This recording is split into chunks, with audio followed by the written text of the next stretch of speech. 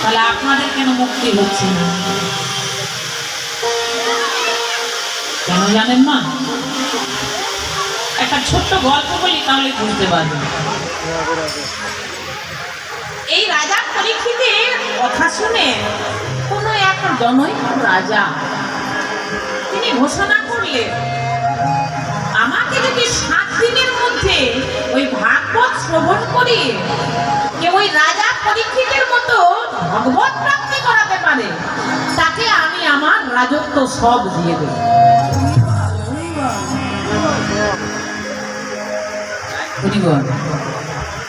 কিন্তু কে যাবে? সেই রাজ্যে একজন গরিব ব্রাহ্মণ ছিল, পণ্ডিত ব্রাহ্মণ, খুবই দিন, খুবই দরিদ্র। তা সে ব্রাহ্মণ চিন্তা করছেন, এমনিতেও আমি মরেই আছি। দেখবেন না, যারা প্রকৃত ব্রাহ্মণ হন তাদের ঘরে কখনো লক্ষ্মী থাকে না, তাই না? যারা প্রকৃত ব্রাহ্মণ হন তাদের ঘরে লক্ষ্মী কখনো থাকে না। ব্রাহ্মণ লক্ষ্মী ছাড়া হয়, এ মা লক্ষ্মীর অভিশাপ। তো সেই ব্রাহ্মণ রাজার কাছে এসে বলছেন, হে রাজন, আমি তোমাকে ভাগবত শোনাবো। ব্রাহ্মণ আমাকে উদ্ধার করতে পারবে তো? বলে, চেষ্টা করছো, শুরু করো। 7 দিন ধরে ব্রাহ্মণ শুধু ভাগবত পাঠ করে যাচ্ছে না, রাজা শ্রবণ করে যাচ্ছে। 7 দিন পেরিয়ে গেল, কিন্তু রাজার কোনো কিছুই পরিবর্তন হলো না।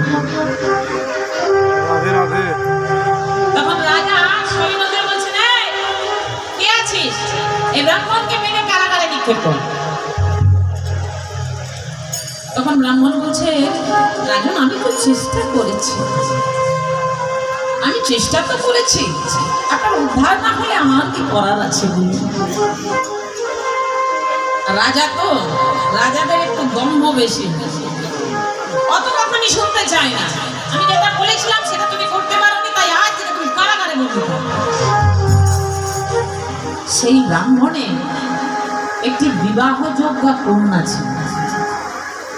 ব্রাহ্মণের একটি মেয়ে ছিল, বিবাহযোগ্য মানে বড় মেয়ে। তা সেই ব্রাহ্মণ যখন পণ্ডিত, পণ্ডিতের মেয়ে তো পণ্ডিতই হয় নাকি?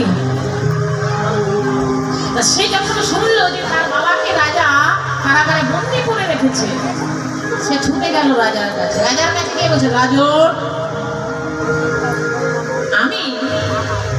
আমি আপনাকে মুক্তি দিতে পারি। বলে, কেমন করে? বলে, আমার শর্ত আছে। কি শর্ত? না, আমি যা বলবো তাই শুনতে হবে। আচ্ছা, শুনবো। বলে, না, ওইভাবে বললে হবে না, আপনি তো রাজা, যা খুশি করতে পারেন। সত্য প্রতিজ্ঞা করুন যে আমি আপনাকে যা করতে বলবো আপনি তাই করবেন।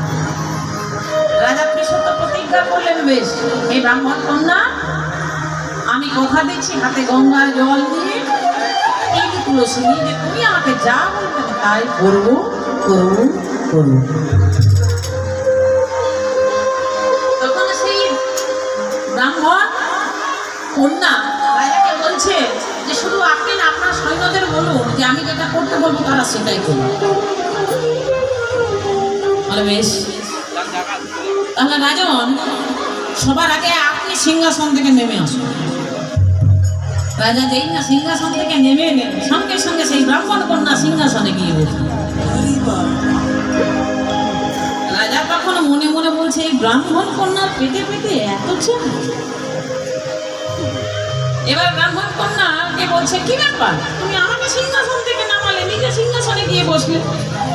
বলে, রাজন, কোনো কথা তো বলা চলবে না, আপনি তো সত্য প্রতিজ্ঞা করেছেন যে আমি যা বলবো তাই করব। এই যে তবে রাজাকে নিয়ে গিয়ে ওই স্তম্ভের মধ্যে বাঁধো,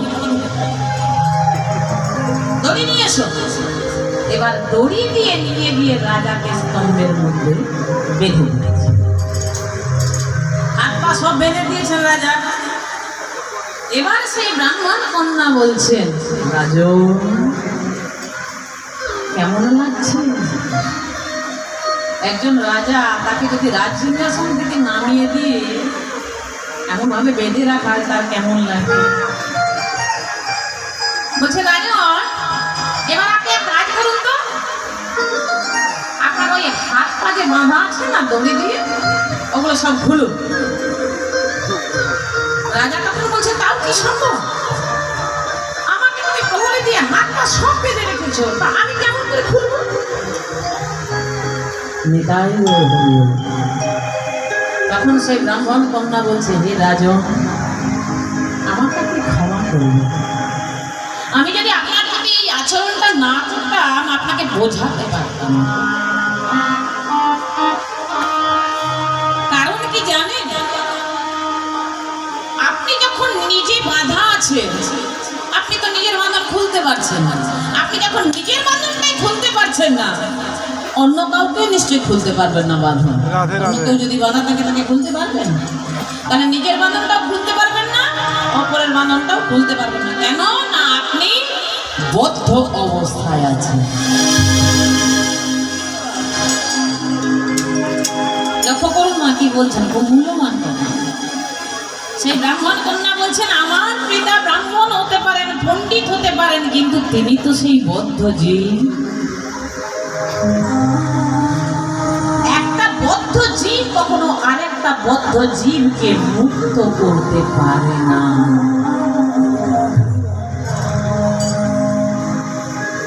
আমার পিতা বদ্ধ জীব, আপনিও বদ্ধ জীব।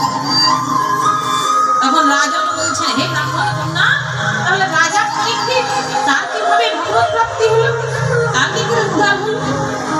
এখানে আপনি ভুল করছেন রাজন।